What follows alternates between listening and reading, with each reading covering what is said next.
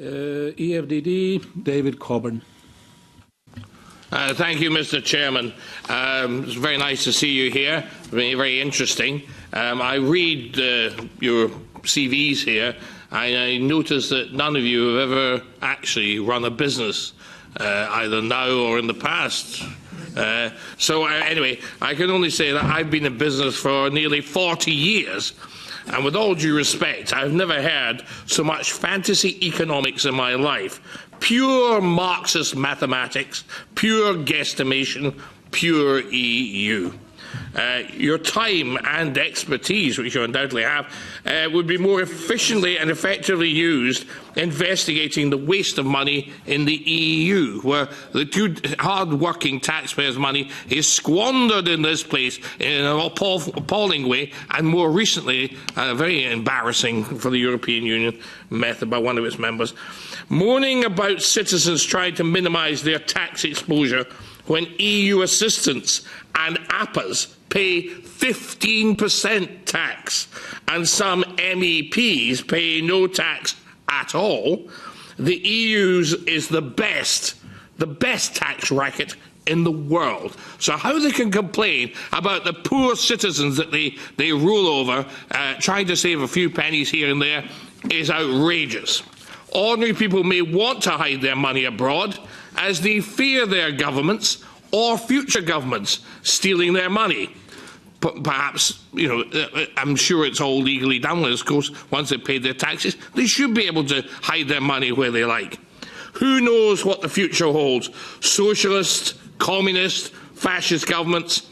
If Mr. Corbyn was elected in the UK, or some of the crazy socialists in France get elected, who in their right minds in France or the UK would not want to put their hard-earned tax money out of reach to prevent it being stolen by the state?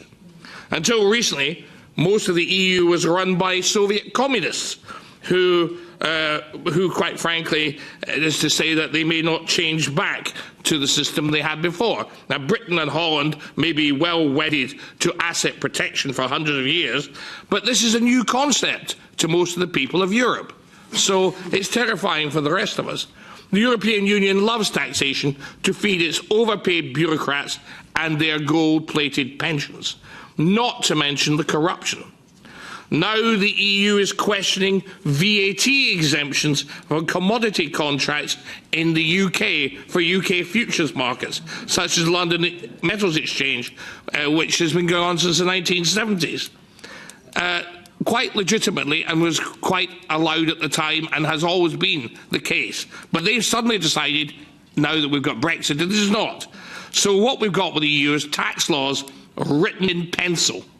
People and businesses fear the EU's rapacious tax ambitions to oil a gigantic and unnecessary extra layer of government.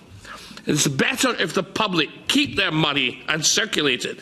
Better for the economy, better for employment, rather than give it to a bunch of bureaucrats who are going to squander it.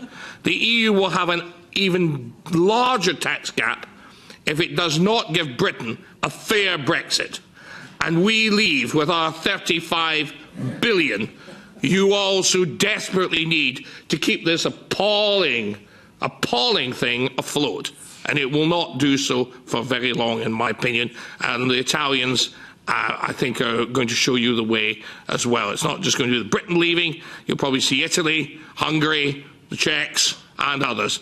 And even maybe the French, if the Gilets jaunes get a big showing in the forthcoming elections. Well, David, are you coming closer to the question? Okay. I've finally finished, sir. I'm sure you all enjoyed it. Okay, thank you. Perverse obviously doesn't, but then she never does. Well, thank you, David. I would just remark that I spent part of my life in the system run by Soviet communists, and I wouldn't wish it for you to go through. Well, it's something totally different. But does anyone want to comment within 30 seconds? No? Okay. Thank you. Fear of an answer or no answer at all. Okay, so let's go on. No answer. EPP, Tom van der Kenlelaar.